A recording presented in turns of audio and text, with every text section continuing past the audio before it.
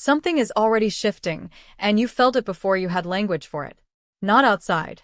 Inside. The weeks leading to March 3rd haven't felt normal. Conversations carry weight. Decisions feel heavier than they should. Even the dependable part of you, the one who keeps everything steady, senses that something is approaching a threshold. 5,000 years ago, observers marked a blood moon as a hinge moment. Not catastrophe. Not magic. A hinge. A point where direction changes quietly but permanently.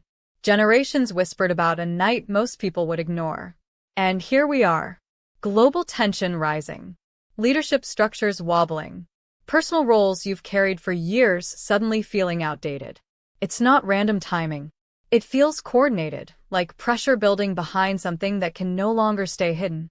You don't feel afraid. You feel alert. Because this isn't about doom. It's about exposure. And if you've been the emotionally strong one for too long, you already know what's about to surface. This eclipse doesn't begin something. It reveals what's been building. Watch closely. There are promises you made that no one heard. Not out loud. Not formally. But in moments of pain, when you decided who you had to become in order to survive. I'll never depend on anyone again. I'll handle it myself. I won't let that happen twice. You don't consciously repeat these vows anymore. But they've been steering your decisions for years. This eclipse doesn't drag chaos into your life. It lifts the lid on contracts you signed in silence. You became the reliable one because it felt safer. The one who absorbs tension so others don't have to. The one who stays composed when everyone else unravels. But that role came from somewhere. March 3rd carries the symbolism of inheritance, not from ancestors in a mystical sense, but from past versions of you. The version who adapted quickly, who hardened quietly, who learned to preempt disappointment. Here's the tension. Those vows protected you once. They may be limiting you now. This isn't about blame. It's about awareness. When unconscious contracts rise, you have two options: repeat them or renegotiate them. Pause before reacting this week. Notice what you assume you must carry. You don't have to renew every promise you made in survival mode. Some agreements were temporary. You're allowed to outgrow them. There's something precise about the date. 3/3. Not mystical. Structural. Beginning. Middle. End. Past. Present. Future. Thought. Word. Action. Repeating threes don't create magic. They create alignment. And alignment creates momentum. This eclipse doesn't amplify emotion as much as it exposes contradiction. Where you say one thing but tolerate another. Where you promise yourself change but repeat the same dynamic. Where your actions quietly undermine your clarity. That's why things feel accelerated. When your internal structure is coherent, movement becomes clean. When it isn't, friction shows up fast, in missed calls, tense pauses, subtle shifts in tone. You notice who responds differently to you. You notice who doesn't. Not distance. Precision. This is the alignment check. Are your words matching your behavior? Are your boundaries matching your values? Because 3/3 symbolizes coherence. And coherence multiplies results, good or unstable. Here's the destabilizing truth. Momentum is already building. If your inner structure is solid, this week feels like forward movement. If it isn't, cracks widen. Adjust quietly. Tighten what's loose. Say what you mean and follow through. Alignment isn't dramatic. It's disciplined. Long before fear headlines existed, civilizations watched eclipses with calculation, not panic. The Maya civilization tracked them with precision, so exact it still unsettles modern historians. Not to predict destruction. To mark revelation. A moment when what was hidden became measurable. The Babylonian civilization recorded eclipses alongside leadership transitions and political instability. Not because the sky caused collapse, but because instability becomes visible under pressure. That distinction matters. The eclipse doesn't create cracks in systems or relationships. It highlights the ones already there. You've felt this in smaller ways.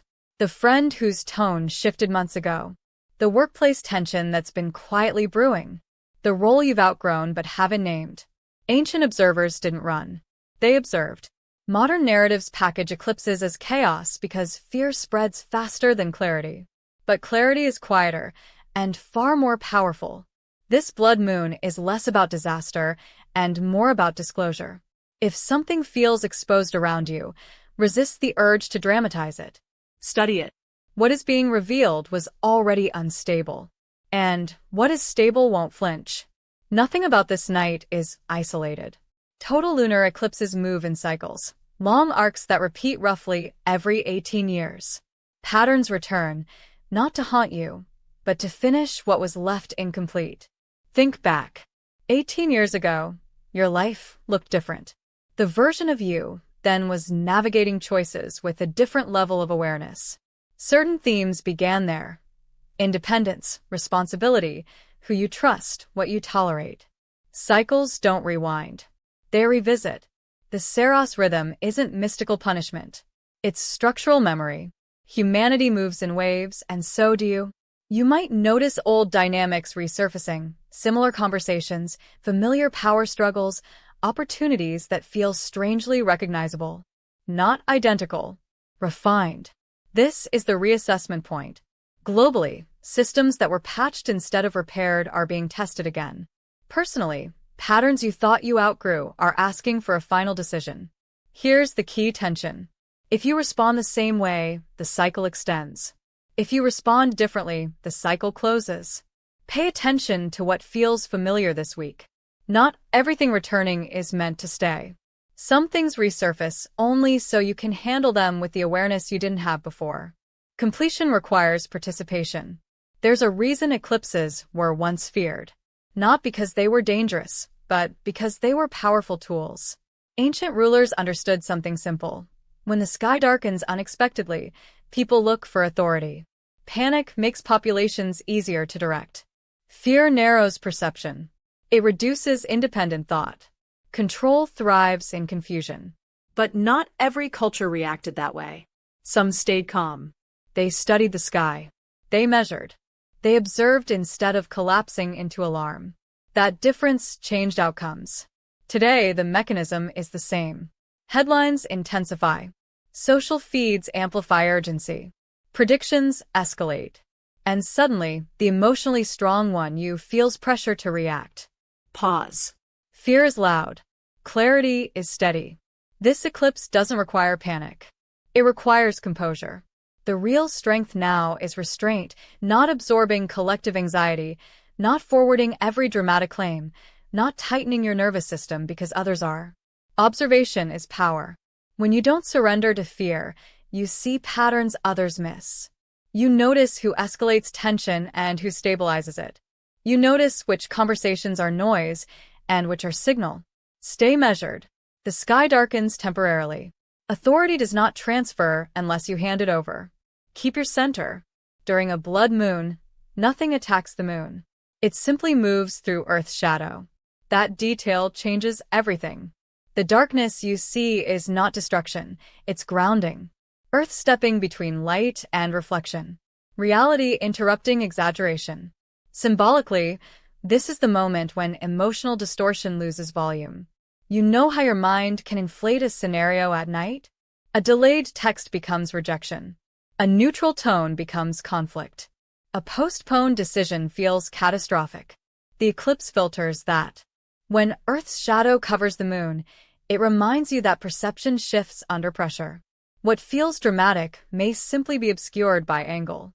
This is the grounding phase. Facts over assumptions. Direct conversation over silent stories. Evidence over projection. If tension rises this week, slow your interpretation before you react. Ask what is verifiable.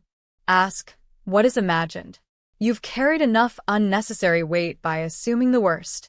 Earth's shadow is steady. Dense. Real. Let reality stabilize you. Not everything darkened is broken.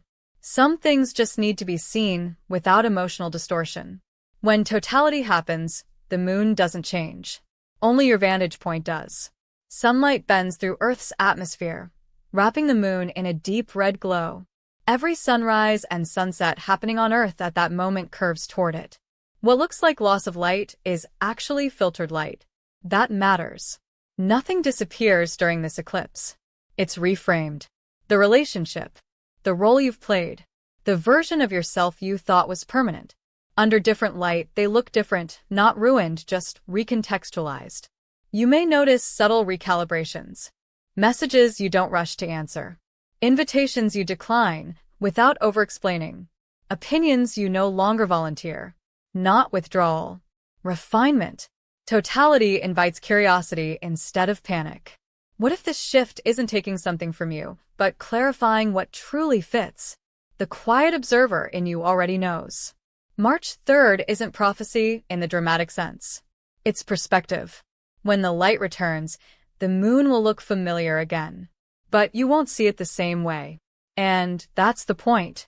If you feel the refinement happening, the narrowing of what you tolerate, the precision in what you allow, comment refined.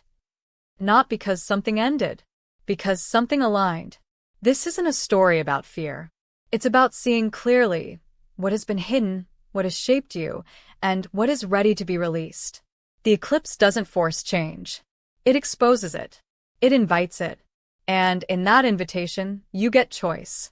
The dependable one, the quiet observer, the one who absorbs too much. You've carried weight you weren't meant to carry.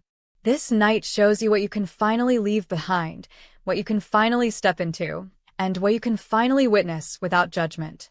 When the moon reemerges, light will return. But you won't return to who you were before it shifted. You'll carry clarity, precision, alignment, momentum.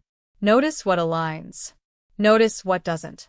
Make the quiet adjustments that feel almost invisible, but are permanent. If you feel this realignment, comment refined. Let the universe and yourself know you're done being over-accessible. This is your hinge moment. Step through it consciously.